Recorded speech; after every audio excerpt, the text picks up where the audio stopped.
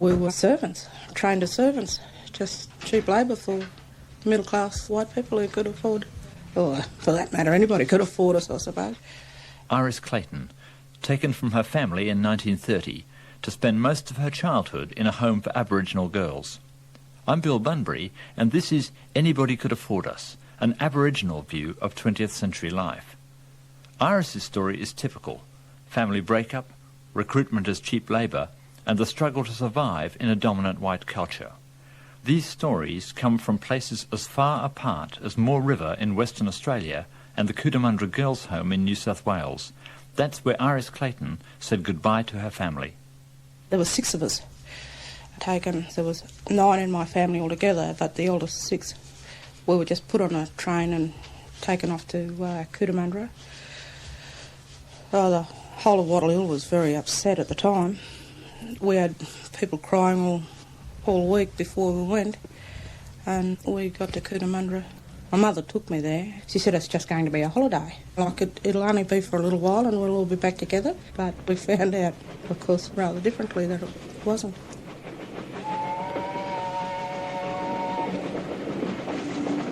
Matron met us down at the railway station, and then we got up to the homes. The first thing she did was shoved us all in a hot bath and cut our hair off. We had very long hair those days, and scrubbed us until we were practically pink, and then they checked the bathtub after us to see if there was any ring around it. It was incredible, really, because it was a good thing my mother bathed before we went, but that was, the introduction to Cootamundra, of bath and haircut. We all went to Cootamundra together, but then the 2 boys were sent up to Kinchela. I never saw them again until I was 16 I think I was. You missed your grandmothers. I was very terribly. It was very, very hard to settle down there for a while. We did ride backwards and forwards, but Matron always read our mail, so if there was anything there that she didn't think should be there, she'd cross it out. Like somebody died, or like we never heard of any death, or if your mother was coming to see you and she was going to get in touch with Matron, well, that was crossed out, and Matron would say, I'd cross that out because your mother was going to come and see you, but I don't think it's allowable at this stage. So you weren't allowed to see your parents either. You felt cut off, really cut right off. They tried to wipe out your whole family background in one hit. You were kept away from all relationships like that. There is everywhere the experience of Aboriginal children being taken away from their families and the splitting up of families, forced removals of groups and families to different stations, reserves and so on. Aboriginal girls taken away from their families were forced into domestic service for 1 and 6 a week in the 1930s until they were 18 years of age. You were trained from the time you got there. You got up at 6:30 in the morning. The first thing you did was strip your bed, or the staff stripped it for you. Your bed was made under supervision. They used to bounce a sixpence on it. If it wasn't made properly, your bed would be stripped down again, and you'd have to remake your bed until it was done properly. We were sort of brought up with white outlooks.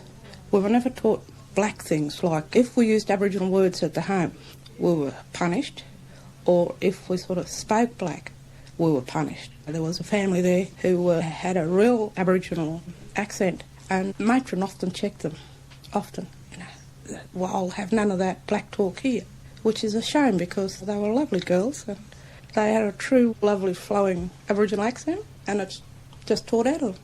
It's a sad story, really. There's suicides, there was prostitution, there's alcoholism, and a lot of girls have died from cirrhosis of the liver through being alcoholics, because they just couldn't cope with being black, but not being black.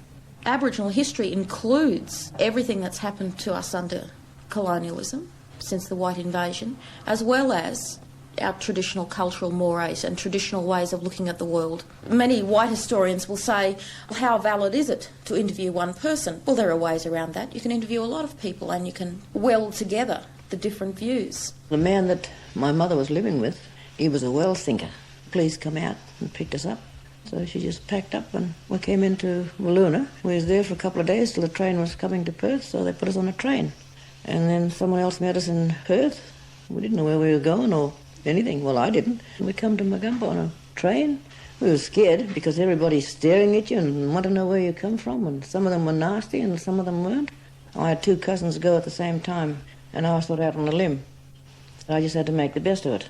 It was the attitude of saying, OK, Aboriginal race is going to die out, and embark upon some sort of process that would make it a little bit more comfortable on the conscience, I suppose, of white society. And that certainly did develop in the sort of attitude that was adopted of taking kids away from their families, of dislocating whole families from traditional areas, putting them into missions, taking families from one side of the state to the other, or even putting kids, brothers and sisters, into the same government institution or missions and changing their names. You were policed by black policemen, black trackers. You were locked up in the compound at 6 o'clock and you were let out at 6 o'clock in the morning. You had to go out to work. You weren't paid for your labour. The labour was really not hard work. I can't say that they were masters. They were stood over us. But it was this policing you all your time, all your behaviour, your patterns and everything was, was behaved. If you had a sore on your arm, someone would grab you, somebody in authority, pull your arm up. You get up to the hospital. Go on.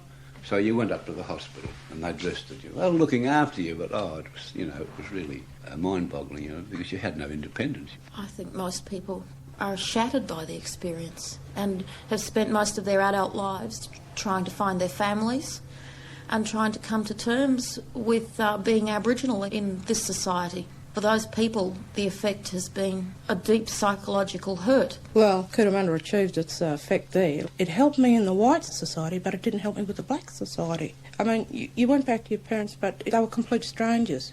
All your relations were. Everybody was just a stranger to each other.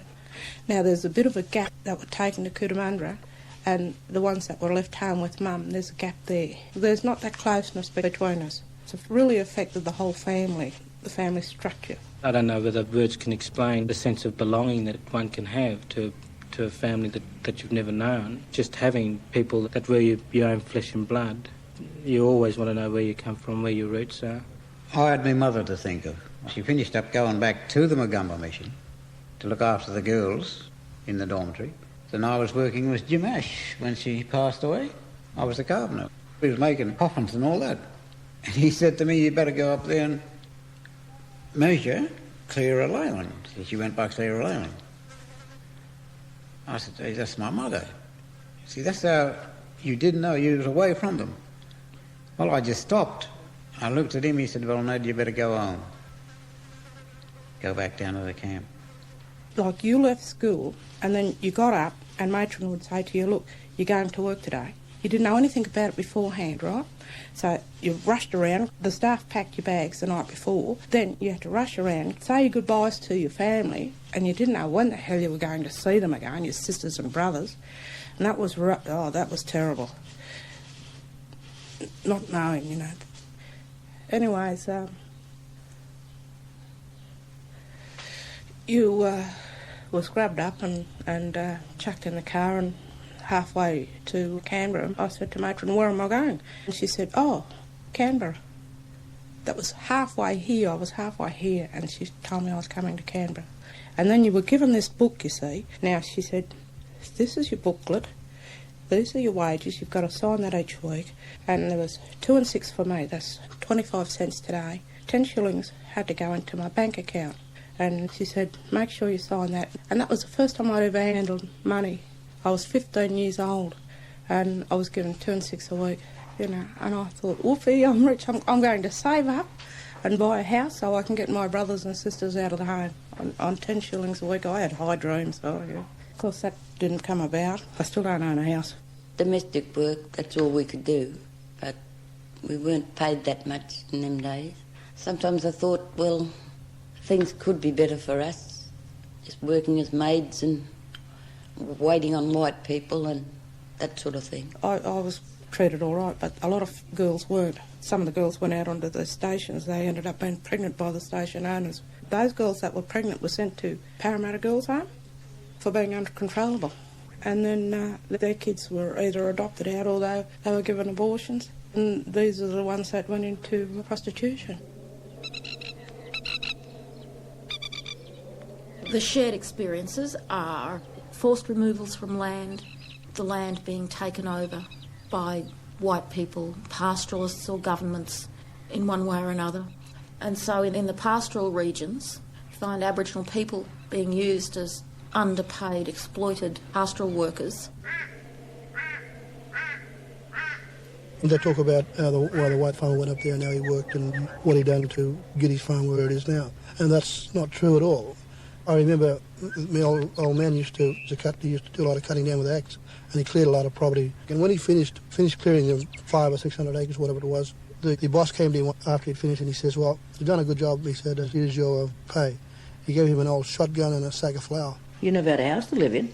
No way. If you didn't have a tent, you had to get some tins from the dump or cut some bags and sew together and make a tent.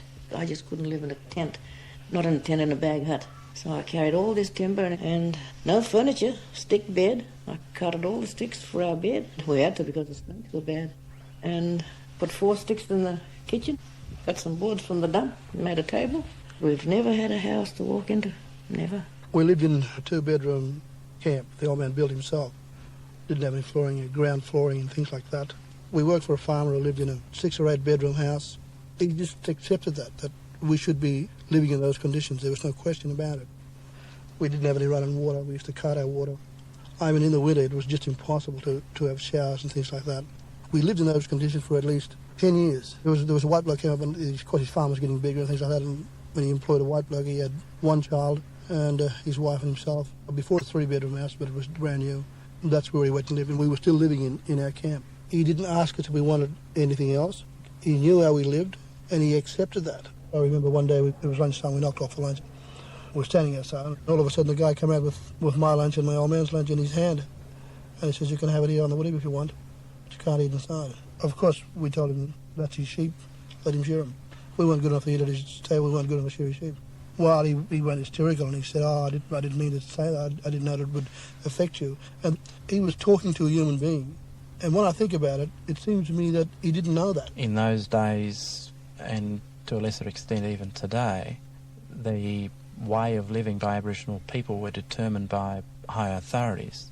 We knew we couldn't really go into town all that often without feeling guilty, and that the police had total and sole authority over our lives in regards to where we were and what we were doing. The whole world screams about laws, apartheid in South Africa, but we had those laws long before South Africa did in Australia to keep Aboriginal people down. It wasn't set up to keep Aboriginal people down. It was set up because they believed in the dying pillow policy. They thought Aboriginal people were dying out. Well, they were dying out back in the 1870s and the 1880s and the 1890s, but they didn't realise that the Aboriginal population was growing, especially the part Aboriginal population. And these dying pillow policies were still carried out. Such as laws where you had to leave the town at 6 o'clock. That was put in for your own protection. But those laws were still in existence in the 30s when they were no longer applied, but nobody worried about changing. So those laws to us were oppression. If you were told to get home at 6 o'clock, if you didn't do it, well, you were slammed in jail. There was places where out at 6.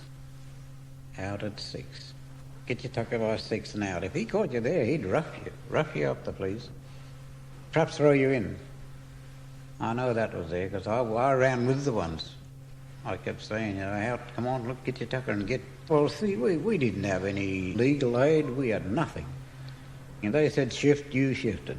The French during life was created and caused by the coming of the white public in general that's in existence today in Australia.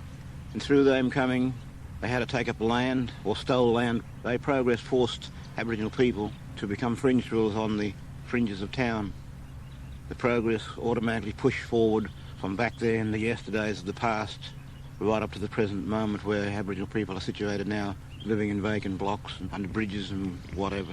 We were actually fringe dwellers from that time on. Well, I put myself down as a scrounger. All I lived on was selling bottles, scrap metal, prop sticks. Living under wheat bags, and remember my father cutting the sticks of the peppermint tree to make makeshift camps and making stick beds and putting pepper tree leaves down for mattresses, and all was continuously going out and walking the streets and asking people for old clothes and things, and selling cool drink bottles and things, and asking for stale bread and things like that. That's a fringe dwelling lifestyle of Aboriginal people in the 30s, mid-30s, coming right away up till now.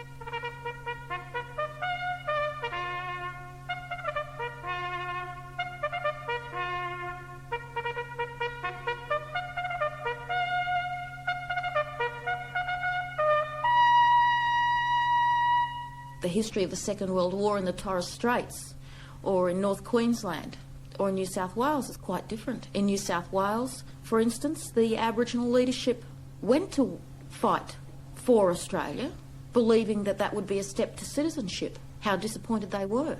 I mean, just imagine how traumatic it must have been for returned servicemen who'd gone away, fought with the risk of their life to come back to a country and having to fall into the requirements of getting an axe so that they can walk the street that they had so valiantly gone overseas to defend. When I got discharged out of the army, we went up to Leonora, and all our friends and all that there, I couldn't walk in with them and have a drink, You couldn't get a decent house to live in. Even the police was check on you, whether after 6 o'clock at night, if you get caught in the street, you run you in, you understand? I ended up fighting against it. I said, if I went away and fought for my country, I said, why should I come back as a migrant, I'm bred and born here. I mean, the very fact that Aboriginal people even involved themselves in the war effort, some died for the cause in that respect, that's something that's one of the positive contributions that Aboriginal people have made to this country. Aboriginal people weren't afforded the same opportunities in relation to farm allotments that a lot of returned servicemen were entitled to. Dad was a returned soldier. He was allocated a block of land, 12 acres, and a house that had no electricity, no running water or anything. There was a well that was dug by my parents. I remember the only baths we did have was every Sunday because of that difficulty. In 1955, it still wasn't compulsory for Aboriginal people to go to school. In previous years, that wasn't encouraged. And the fact that Aboriginal people now themselves are involved in attempting to address the many issues and the experiences of Aboriginal people is something that no European, no matter how involved or how committed they are to Aboriginal issues, will never ever have the understanding or the appreciation simply because they've never had the experience of being an Aboriginal. It was a difficult experience for most of us Aboriginal kids. We weren't allowed to live inside the town limits, and that's the reason why that reserve was 2 miles outside of town. We were virtually betwixt and between, I guess. You had farm children going to school and they had transport, they had school buses, and you had the town children living within the township going to the school, and you had us, the Aboriginal children, walking to school, often without proper school uniform, 9 times out of 10 without any shoes on your feet, etc. Tramping the couple of miles to school and then fronting up to the teachers, sometimes late, sometimes without breakfast, all those sorts of problems which often was difficult for teachers and other of the non-Aboriginal school children to understand. We used to cop the can, I guess, 3 or 4 times as much as any ordinary white European would. And when we came to school as a disadvantaged people. We never had the kind of things that was our right to have. We weren't dressed like the ordinary school kids was. I remember going to school without even any pair of shoes. I used to have a pair of football boots, and that's all I had. And I wasn't allowed to wear them inside because it scraped the floor. They told me the sprigs on my boots. So I never used to wear them till every Friday, and every other day I used to go to school with no shoes on because we couldn't afford another pair of shoes for myself.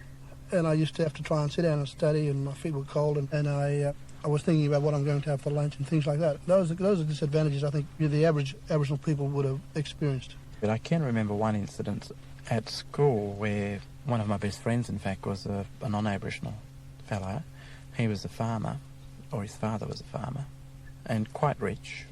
But he did invite me out to his house on a weekend, and I then immediately thought of things like pyjamas, which I didn't have, and toothpaste and toothbrushes, which I didn't have. I didn't have those things. No Aboriginal kid did, but underpants and singlets and so on. So I went home with that request to my mum and Dad to see whether they can get those things together with a small case.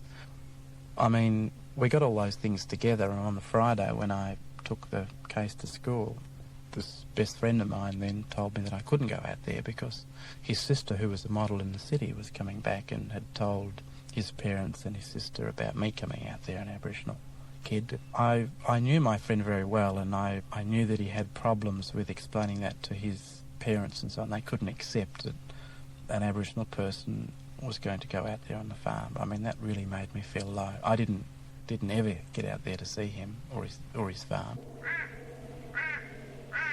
The curriculum for all children, including Aboriginal, was that it taught about English history and the early days of colonisation. I mean, the only reference to Aboriginal history was the fact that they were Aboriginal and they were savages and they had spears and hunted kangaroos. It often reinforced the ideas, along with the fact that we had to live outside of town and all those other things, like not having the correct uniform, that we were second-class citizens. Aboriginal parents see their children coming home from school and regurgitating the school curricula version of Australian history, which still today teaches our children that Captain Cook discovered Australia, or that view is anathema to Aboriginal people. We've been here since time immemorial, and we want our children to understand what it means to be Aboriginal, and that is that our children must know who they are. That was Anybody Could Experience. You heard from Iris Clayton, Bella Yappo, Cedric Jacobs, Dorothy and Dean Collard, Ivan Yaron, Ned Mippy, Jim Brennan, Marcia Langton, Rob Riley, Jack Davis and Robert Brofo. Production, Edo Brands and Norbert Roth. I'm Bill Bunbury.